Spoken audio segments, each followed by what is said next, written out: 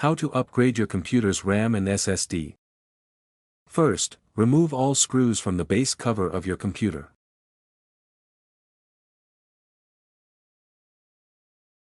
Next, we'll start with replacing the RAM. You can either add an additional RAM module alongside the existing one or replace the original RAM entirely.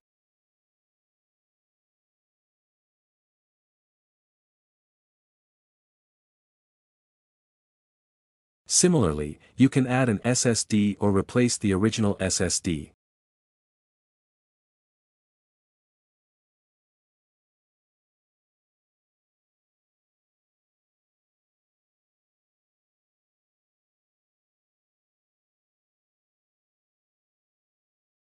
After completing the upgrade, press the power button to ensure the computer boots up normally.